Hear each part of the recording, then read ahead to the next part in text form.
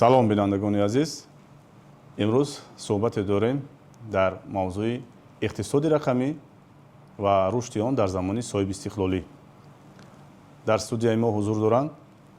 устоди донишгоҳи давлатии молия ва иқтисоди Тоҷикистон Воҳидзода Умар. Хуш омадед, муаллими азиз. гуфтам ба маврид аст ки дар паёми худ президенти мамлакат дар соли 2024 солҳои 2025-2030-ро ҳамчун солҳои рушди иқтисоди рақамӣ ва инноватсия эълон намуданд. акнун зина ба зина гузаштан ба иқтисоди рақамӣ ва пайваст намудани соҳаҳои гуногуни иқтисоди миллии ҷумҳурии Тоҷикистон сохтору вазорату идораҳои дахлдорро муаззаф менамояд, то ин ки санадҳои меъёрии ҳуқуқии соҳа низ корбарӣ шаванд, то ин ки мо тавонем зина ба зина давра ба давра ба иқтисоди рақамӣ пурра гузашта бошем. ва ба хотири ин албатта чандин консепсия, барномаҳо, стратегияҳои давлатӣ низ қабул гардидаанд ва акнун марҳила ба марҳила иҷрошавии ин гуна ҳуҷҷатҳои давлатӣ, яъне ҳуҷҷатҳои меъёрии ҳуқуқӣ моро ба ҳарчи бештару тезтар гузаштан ба иқтисоди рақамӣ водор менамояд. ва ҳоло гуфтан мумкин аст ки иқтисоди рақамӣ иқтисодест ки ба технологияҳои замони муосир асос ёфта истифода шудани технологияҳои муосир дар низоми иқтисоди миллӣ метавонад ба рушди соҳаҳои гуногуни иқтисоди миллии мо таъсири мусбит расонад. ҳамин ҳам ҳаст ки солҳои охир албатта нишондиҳандаҳои макроиқтисодӣ дар сатҳи сар карда аз маҷмӯи маҳсулоти дохилӣ, даромади пулии аҳолӣ, буҷети давлатӣ, низоми бонкӣ, яъне зина ба зина ин гуна оморҳо боло рафта истодаанд ва рӯз ба рӯз сатҳи камбизоатии аҳолии мо, яъне меъёраш паст шуда истодааст. мо шумо медонем ки дар паёми худ президенти мамлакат санаи 16 декабри соли 2026 низ қайд намуданд ки даромади пулии аҳолии мо агар назар кунем ба солҳои 2015 дар соли 2025 ба ҳадди беш аз 16 000 сомонӣ ба сари аҳолӣ аз рӯи тақсими маҷмӯи маҳсулоти дохилӣ расидааст. ин нишондиҳандаҳо худ гувоҳи он аст ки акнун воридшавӣ ба иқтисоди рақамӣ ба иқтисоди кишвари мо албатта манфиатҳои худро дода истодааст. ва ҳоло муаллими азиз қайд мекардед ки ба хотири иҷрошавии ин эълон шудани солҳои 2025-2030 ва воридшавии сохторҳои гуногуни иқтисоди миллии мо ба низоми рақамикунонӣ боз кадом ҳуҷҷатҳои меъёрии ҳуқуқӣ қабул гардидаанд ва дар кадом марҳила онҳо қарор доранд? ташаккури зиёд. пеш аз ҳама бояд қайд намуд ки худи иқтисоди рақамӣ ин як намуди нави идоракунии иқтисод буда дар давраи фаъолияти тамоми соҳаҳо дар давраи технологияи рақамӣ бароҳ монда мешавад ва дар навбати худ вобаста ба амалишавии иқтисоди рақамӣ дар соҳаҳои алоҳида бояд қайд намуд ки дар ҷумҳурии Тоҷикистон шуруъ аз соли 2002 аллакай заминаҳои ҳуқуқӣ яъне қабул гардида шуданд, аз ҷумла стратегияи технологияи иттилоотӣ ва коммуникатсионӣ ки дар соли 2002 қабул шудааст. инчунин консепсияи ҳукумати электронӣ дар ҷумҳурии Тоҷикистон, консепсияи иқтисоди рақамӣ дар ҷумҳурии Тоҷикистон барои солҳои 2020-2040 ки айни замон марҳилаи якуми он ки солҳои 2021-2025 дар бар мегирифт ба анҷом расид ва айни замон мо дар марҳилаи дуюми консепсияи мазкур қарор дорем ки махсусан анамун эълон гардидани солҳои 2025-2030 ҳамчун солҳои рушди иқтисоди рақамӣ ва инноватсия, ин анамун бандҳое ки дар марҳилаи дуюми консепсияи иқтисоди рақамӣ ба нақша гирифта шудааст, аз он гувоҳӣ медиҳад. вақте ки сухан дар бораи иқтисоди рақамӣ меравад, ин албатта маънои онро дорад ки бояд тамоми соҳаҳо, бахшҳо, вазороти идораҳо, корхонаҳо бояд фаъолияти ҳаррӯзаи хешро тавассути технологияи рақамӣ барамонанд. лекин вақте ки тавассути технологияи иттилоотӣ баро омодани ё технологияи рақамӣ баро омодани фаъолияти дилхосоҳа ин вобаста аст аз ҳамин заминаҳои барномасозӣ, яъне ки бояд дар инсон мутахассисоне бошанд ки фаъолияти дилхосоҳаро тавассути технологияи рақамӣ ё худ забонҳои барномасозӣ баро омонанд. Бинобар ин дар қатори қабул гардидани консепсияи рақамӣ дар ҷумҳурии Тоҷикистон барои солҳои 2020-2040 ҳамзамон дар ҷумҳурии Тоҷикистон барномаи давлатии 20-солаи омӯзиш ва омӯзиши фанҳои табиатшиносӣ, дақиқ риёзӣ дар соҳаи илму маориф қабул шудааст ки дар доираи он озмунҳои сатҳи ҷумҳуриявӣ ба монанди ин фуруғи маърифат амал мекунад ки натиҷаи ан ҳамин озмунҳо, яъне ки ан ҳамун чеҳраҳоеро мо ба даст меорем ки махсусан дар самти барномасозӣ барои амалигардонии раванди рақамикунонӣ дар тамоми соҳаҳои хоҷагии халқи мамлакат онҳо чӣ ба мо кӯмак мерасонанд. Бинобар ин таи 4 соли охир аз ҳисоби ҳамин озмуни илм фуруғи маърифат яъне чеҳраҳоеро аллакай мо ба даст овардем ки имрӯз дар соҳаҳои алоҳида барои амалигардонии раванди рақамикунонӣ дар соҳаҳои хоҷагии халқи мамлакат аллакай кӯмаки хешро расонда истодаанд. Ташаккури зиёд. Дурустам қайд кардед ки ин ҳуҷҷатҳои меъёрии ҳуқуқӣ аллакай замина мегиранд ё ки манша мегиранд аз солҳои 2001-2002, яъне ҷумҳурии Тоҷикистон аз давраи аввали истиқлолият акнун қабули ин гуна ҳуҷҷатҳои стратегӣ ки дар оянда мо тавонем ба иқтисоди яъне ба иқтисоди рақамӣ гузарем қабул намуданд ва имрӯз дида истодем ки албатта бо амалӣ шудани онҳо дар ҳақиқат рушди ин самт махсусан иқтисоди рақамӣ дар соҳаҳои гуногуни иқтисоди миллӣ мо дида шуда истодааст. бахусус бахшу соҳаҳои махсусе гуфтан мумкин аст дар ин ҷо ҳам ки аллакай ба пуррагӣ ба ин низом гузаштаанд аз қабили низоми бонкӣ, низоми андоз, низоми гумрук, ҳатто бибинед соҳаи иҷтимоӣ, хизматрасониҳои давлатӣ, яъне ки зиёд соҳаҳо ба ҳамин иқтисоди рақамӣ гузаштаанд ва имрӯз манфиатҳоу гӯем ки корҳои хубе ҳам дар ин самт иҷро карда истодаанд. Яъне ин бештар сабукӣ мебиёрад ба худи мардум, ба ҳама категорияи аҳолӣ ки дар ҷумҳурии Тоҷикистон зиндагӣ мекунанд ва фикр мекунам сари вақтиам эълон шудани ин солҳо, яъне солҳои 2025-30 ба ҳаминҳо асос меёбанд. ҳатто дар стратегияи миллии рушди ҷумҳурии Тоҷикистон барои давраи то соли 2030 низ вобаста ба ин масъала низ қайд шудааст ва боварӣ ҳаст ки дар мавриди боз ҳам иҷро шудани баъзе паҳлӯҳои ҳамин барномаҳо ва консепсияҳо мо ба ҳамун ҳадафҳои ки дар стратегияи миллии рушд барои давраи то соли 2030 қайд шудааст расидагӣ хоҳем кард. ва эълон шудани чунин озмунҳо ва маҳфилҳо бори дигар мо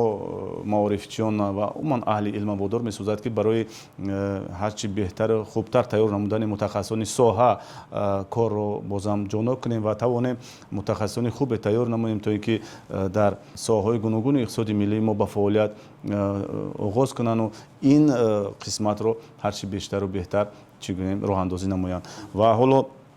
шумо метавонед гӯед ки дар ин қисмат дар донишгоҳи давлатии молия ва иқтисоди Тоҷикистон кадом ихтисосҳо рӯи кор омаданд ва имрӯз барои шогирдон шумо чӣ гуна таълимотро пеш гирифтаед ва мутахассисонро тайёр карда истодед? дар доираи марҳилаи якуми консепсияи иқтисоди рақамӣ дар ҷумҳурии Тоҷикистон барои солҳои 2020-2025 яке аз бандҳои асосӣ ин омода кардани кадрҳои яъне самти технологияи рақамӣ мебошад. вобаста ба ин дар донишгоҳи давлати молия ва иқтисоди Тоҷикистон низ корҳои назаррас ба анҷом расонида шудааст. аз ҷумла ихтисосҳои вобаста ба талаботи бозори меҳнат аз қабили иқтисоди рақамӣ, кибернетикаи иқтисодӣ, амнияти компютерӣ, ҳамзамон зеҳни сунъӣ аллакай кушода шудааст ки қисме аз ин ихтисосҳо соли сипари гузашта аллакай донишгоҳро хатм намуданд, яъне соҳиби диплом гаштанд ки имрӯз дар бозори меҳнат вобаста ба пешбурди иқтисоди рақамӣ онҳо аллакай кору фаъолияти хешро аллакай шурӯъ намуданд. ҳамзамон дар донишгоҳи давлатии молия ва иқтисоди тоҷикистон барои ба даст овардани чеҳраҳои назаррас дар самти технологияи рақамӣ аллакай соли чорум аст ки озмуни ҷумҳуриявии беҳтарин барномасоз ташкил карда шудааст ки ҳамасола он гузаронида мешавад барои омода кардани кадрҳои яъне мутахассисони самти технологияи рақамӣ. як озмоишгоҳи иқтисоди рақамӣ бо тамоми таҷҳизотҳои муосир, ҳамзамон 4 лабораторияи компютерӣ бо таъмини интернети баландсуръат ва тамоми лавозимотҳое ки ба самти иқтисоди рақамӣ вобаста аст аллакай мавҷуд аст ки донишҷӯёни риштаи мазкур дар он ҷо барои баланд бардоштани савияи дониши худ дарсҳои амалию лабораторӣ дар он ҷо гузаронида мешавад. яъне барои амалӣ намудани илм бо истеҳсолот, яъне бо пайвастани илм бо истеҳсолот, махсусан кафедраи иқтисоди рақамӣ ва логистика бо вазорати нақлиёт ҳамкории дутарафара баромондагӣ ҳаст ки дар он ҷо маркази рақамикунии роҳу нақлиёт ки дар он ҷо асосан мутахассиси самти технологияи рақамӣ бошанд. донишҷӯёни анами риштаи иқтисоди рақамӣ ҳам таҷрибаомӯзиро дар он ҷо баро мемонанд, ҳам барои фаъолияти ояндаи хеш аллакай кори фаъолияти худро дар анами марказ барои бароҳ мондан доим муносибати дутарафа аллакай бароҳ монда шудааст.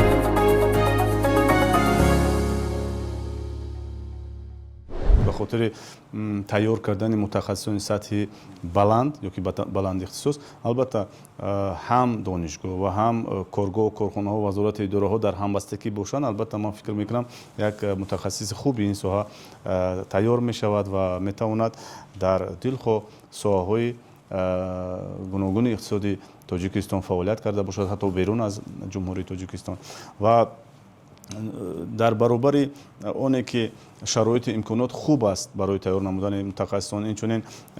فکر میکنم استادان نیز وابسته به تیار نمودن ادبیات ها، یعنی کتاب های ضروری، واسطه های تعلیمی که بهره تعلیم دادن دانشجویان نیز مهنت میکنند. فکر میکنم کتاب های زمانی نو نیز روی کار آمده ایستادن. همین خیلی درست. و چرا که امروز ما شما میدونیم که این مفهوم ها اکنون مفهوم های نو هستند، یعنی هم اقتصادی رقمی، هم ذهنی سونی، هم تکنولوژی های اینواسیونی، اینا مفهوم هایی هستند که در اقتصاد ملی ما نو اکن وارد شده ایستادند و ما باید بیشتر به خاطر تعلیم دادن و تیار نمودن متخصصان باید ادبیات های ضروری، ادبیات های لازمی رو نیز تیار کرده باشیم. و به خاطر چقدر که شما گفتید پیوند علم و استحصالات، اینچنین متخصصان از اداره و کارگاه و کارخانه نیز باید جلب کرده شوند تا اینکه در این مورد سمینارها، محفل‌ها، میزهای مدور، ماستر کلاس های گوناگون برگزار کرده شود تا اینکه دانشجویان ما معلومات بیشتری را وابسته به اقتصاد رقمی، وابسته به تکنولوژی های زمانی معاصر، زبانی برنامه‌سازی میخواهیم معلم عزیز، یعنی اینا را داشته باشند. همین هم هست که سال گذشته، این سال 2025 در دانشگاه دولتی مالیه و اقتصاد تاجیکستان یک شورای علمی اینواسیونی دانشجویان تحت عنوان نوآوران نیز روی کار آمد و ما شاهد آن هستیم که این شورا دانشجویان فعال را به خود جلب میکند و اون دانشجویانی که به واسطه لایحه‌های گوناگون علمی و اینواسیونی دارند در این شورا اشتراک کرده لایحه‌های خود را پیشکش استادان میکنند و در مورد معما و مشکلات بدن لایحه‌های خود البته استادان نیز یعنی متخصصان ساحه نیز میتوانند به اونها کمک رسانند و در آینده ما توانیم این لایحه ها رو در پارک تکنولوژی دانشگاه نیز عملی سازیم و همه اینها از اون برمیآید که ما در مجموع متخصصی خوب رو تیار کرده توانیم. همه خیلی مالی و حتی از خانه شما نیز بر اومد که در برابر کافدرا اینچنین فاکولته اقتصادی رقمی و تکنولوژی اینواسیونی عمل میکند که اینم زمینه گذاری همین عملی شوی کانسپسیا و برنامه‌های دولتی که در اینجا نامبر کردیم. توسط وسایل اخباری عمومی نیز ما شاهد آن گردیدیم که با راهبری به واسطه پرزیدنت مملکت محترم امامعلی رحمان شورای نو ташкил карда шуд бо номи шуро оид ба рушди иқтисоди рақамӣ назди президенти ҷумҳурии тоҷикистон. бори аввал ин шуро масъалаҳои хуберо рӯи кор овард ва як ҷаласаи хубе низ ташкил гардид ки дар ин сохтору вазорату идораҳои дахлдори соҳа низ аъзо ҳастанд ва агар ба масъалаҳои зарурие ки дар ин шуро аст мо назар афканем вобаста ба барномаи миёна муҳлати рушди иқтисоди рақамӣ барои солҳои 26-30 низ корбарӣ карда шуд ва инчунин пешниҳоди масъалаи рақамикунонии пурраи хизматрасонии давлатӣ ва ҳамгироии махзани маълумотҳо рӯи кор омад. акнун бигӯед ки солҳои 26-30 чӣ гуна корҳо бояд ба анҷом расонида шавад ва ба хотири ба пуррагӣ гузаштани яъне хизматрасониҳои давлатӣ ва ҳамгироии махзанҳои маълумот бояд кадом корҳо анҷом дода шаванд? ташаккури зиёд. албатта вобаста ба шуро оид ба рушди иқтисоди рақамӣ назди президенти ҷумҳурии тоҷикистон бояд амиро қайд намуд ки махсусан дар шурои мазкур раиси шуроро асосгузори сулҳу ваҳдати миллӣ пешвои миллат муҳтарам эмомалӣ раҳмон яъне ба ваъда дорад, чунки марҳилаи дуюми консепсияи иқтисоди рақамӣ дар ҷумҳурии тоҷикистон аллакай яке аз марҳилаҳои асосӣ ба ҳисоб меравад. агар ки дар марҳилаи якум сухан дар бораи омода кардани мисол кадрҳо буд, яъне ки заминаҳои ҳуқуқӣ ё ин ки масалан бигирем инфраструктураи рақамӣ дар тамоми соҳаҳои алоҳида ки буд, анакун дар марҳилаи дуюм вариантҳои пилотии рақамикунонии фаъолияти ҳар як соҳара бояд чӣ мо ба чашми хеш бинем. як чизро бояд қайд намуд ки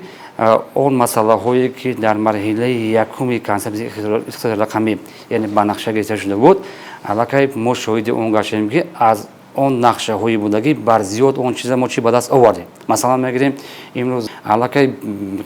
якчанд хизматрасонии давлатӣ тавассути технологияи рақамӣ аллакай баромонда шудааст. ин ҳамаш аллакай чи аст? дастовардҳои технологияи рақамӣ аст ки дар тамоми бахшҳо аз ҳамин шурӯъ мегирем аз ҳамин шахси воқеӣ то корхонаҳои бузург ва вазорати идораҳо бояд чи анами фаъолияти онҳо тавассути технологияи рақамӣ баромонда шавад. бинобар ин анами шӯрое ки аллакай бо номи рушди иқтисоди рақамӣ назди президенти ҷумҳурии тоҷикистон яъне назораткунандаи анамин масъалаҳо мебошад. бинобар ин дар марҳилаи дуюми консепсияи иқтисоди рақамӣ дар ҷумҳурии тоҷикистон яъне ки марҳилаи бисёр ҳасос аст, яъне ки дар инҷа бояд асоси анами рақамикунонии фаъолияти соҳаҳои хоҷагии халқи мамлакат дар анами марҳилаи дуюм бояд анҷом ебад то соли 2030. бинобар ин дар шӯрои мазкур аллакай масъалагузориҳои асосие ки бояд дар ҳамин марҳила анҷом ёбад аллакай масъалагузорӣ шудааст ва корҳо низ дар ин самт аллакай рафта истодааст, баъзеаш анҷом ёфта шудааст ва вобаста ба махзани маълумот гуфтен дуруст аст. барост ки аз нигоҳи ҳар техникӣ мо гӯем, аз нигоҳи технологияи рақамӣ ё ки рақамикунонӣ, яъне ки вақте ки сухан дар бораи технологияи рақамӣ меравад, бояд мо фаҳмем ки яъне ки гап дар бораи маълумот вобаста ба ҳамаи мисол соҳаҳои алоҳида фаъолияти онҳо, яъне ки маълумот бояд дар онҷо нигоҳ дошта шавад. нигоҳдории маълумотҳо дар анами чи манбаи маълумот нигоҳ дошта бошад. мақсади маълумотҳо мақсади маълумотҳо аллакай барои мо дар кор аст супер компютерҳо мегӯям. ин компютерҳое ки хотираи онҳо ниҳоят калон аст ва арзишам арзиши мисол баланд аст. яъне ки аллакай вобаста ба инам ҳукумати ҷумҳурии тоҷикистон аллакай масъалагузорӣ кардааст ва дар ана мағзани ягонае ки бояд шавад бунёд шавад, дар онҷо анами мағзани маълумотҳо бунёд карда мешавад ва сохтори ягона, яъне ки мағзани маълумотҳо мисол мегирем як сохтори алоҳида қатъи сохтори маълумот мегирем сохтори ягонаи анами таҳия кардани маълумотҳо барои манбаи маълумотҳо, то ин ки барои тамоми соҳаҳо осон шавад ва идоракунии анамо манбаи маълумотҳо барои беҳтар шудан бояд чи сохтори ягонаи маълумотҳо низ барои ҳамаи соҳаҳо аллакай муайян карда шавад, то ин ки дилхоҳ вазороти идораҳо бояд бо сохтори ягона маълумоти даркориро омода карда ба анами мағзани маълумотҳо чи пешниҳод намоянд. ҳамзамон вақте ки мағзани маълумотҳо ки мисол баргузор гардид аллакай ҷо бо як мушкилоти дигар памён меояд, мушкилоти бехатарии маълумотҳо, амнияти маълумотҳо вобаста ба инам аллакай мутахассисо дар донишгоҳҳои алоҳидаи ҷумҳурии Тоҷикистон, махсусан донишгоҳи давлатии молия ва иқтисоди Тоҷикистон аллакай мутахассисо омода шуда истоданд ки барои дар оянда ба хотири таъмини амнияти иттилоотӣ аллакай чи онҳо саҳми худро гузоранд.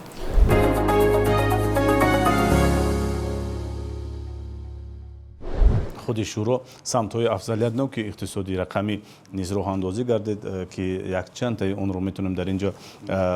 муаррифӣ намуд. Масалан бинед ташкили низоми ягонаи идоракунии раванди рақамикунонӣ,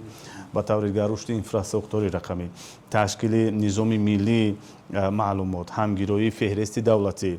пурра электронӣ намудани тамоми хизматрасониҳои давлатӣ, рақамикунонии бахши воқеӣ иқтисод ва соҳаҳои иҷтимоӣ, инчунин рушди сармояи инсонӣ, соҳибкории рақамӣ, ҷалби сармоя, истифодаи зеҳни сунъӣ ва инчунин таъмини чӣ хеле шумо дурустам қайд кардед, таъмини амнияти киберӣ ки инҳо аз масъалаҳои афзалиятноки рақамикунонии соҳаҳои иқтисоди миллии мо шуморида мешаванд ва дар ин шӯро низ пешниҳод карда шуданд ва президенти мамлакат муҳтарам Эмомалӣ Раҳмон низ зарур шумориданд ки дар мавриди рақамикунонӣ якчанд принсипҳои асосӣ низ амалӣ карда шаванд. Аз ҷумла бинед натиҷаи мушаххас барои инсон ва иқтисодиёт. Дигараш ин роҳандозии сохтори ягонаи рақамии давлатӣ, пешниҳоди маълумот танҳо як маротиба ва инчунин дастрасии шаҳрвандон ба хизматрасониҳои пурраи давлатӣ. Яъне дар асоси ҳамин принсипҳое ки пешвои миллат муҳтарам Эмомалӣ Раҳмон пешниҳод карданд, минбаъд бояд рақамикунонии соҳаҳои гуногуни иқтисоди миллии мо роҳандозӣ гардад. Ва албатта фикр мекунам дар ин қисмат низ бояд илми мо соҳаҳои донишгоҳҳоу пажӯҳишгоҳҳое ки ба корҳои илмии тадқиқотӣ низ сару кор мебаранд бояд дур набошанд ва фикр мекунам ҳоло зиёд нафарони унвонҷӯёну докторантони зиёд низ ба ин масъалаҳо рӯ оварданд, корҳои илмии тадқиқотӣ мебаранд ва мо бояд дар якҷоягӣ баҳри амалӣ шудани ин ҳадафҳо ва ин самтҳои афзалиятноке ки бевосита дар шӯрои мазкур таъкид кардед, илм дар инҷа чӣ медиҳад барои мо, яъне корҳои илмии тадқиқотӣ имконияте доранд ки бо пешниҳодҳои мушаххас мо тавонем баҳри амалӣ шудани он ҳадафҳое ки дар ин шӯро гуфта шуд чизе коре карда бошем. айни замон дар сохторҳои донишгоҳу донишкадаҳои ҷумҳурии Тоҷикистон, инчунин пажӯҳишгоҳҳои илми тадқиқотӣ, яъне шӯроҳои илмӣ, яъне шӯроҳои диссертатсионӣ амал мекунад. Бояд қайд намуд ки дар шӯроҳои мазкур бояд дар рӯйхати ихтисосҳое ки онҳо яъне ки фаъолият мекунанд бояд тағйиротҳо ворид карда шавад. бисёри ҳамин шӯроҳо ман шинос ҳастам, дар онҷо кам дида мешавад мавзӯъҳое ки ба самти технологияи рақамӣ аллакай чи вогузор карда шуда бошад. Бинобар ин вобаста ба самти корҳои илми тадқиқотии донишгоҳҳои алоҳида ки дар онҷо шӯроҳо амал мекунад, бояд бандҳои алоҳида дар анамин шиносномаи шӯроҳое ки амал мекунанд бояд мавзӯъҳоеро ворид кунанд ки яъне ки мавзӯъҳои мубрами рӯз бошад, яъне ки барои фаъолияти соҳаҳои алоҳида аз нигоҳи рақамикунонӣ яъне ки дар онҷо ворид карда шавад, то ин ки анамин унвонҷӯён yoki докторантон вобаста ба анамон мавзӯъҳо корҳои илми тадқиқотӣ баранд, то ин ки натиҷаи ниҳоии ба даст омадаи анамин унвонҷӯён барои пешбурди рақамикунонии фаъолияти соҳаи алоҳида хизмат карда бошанд. Инчунин дар вобаста ба ҳамон принсипҳое ки ҳозир дар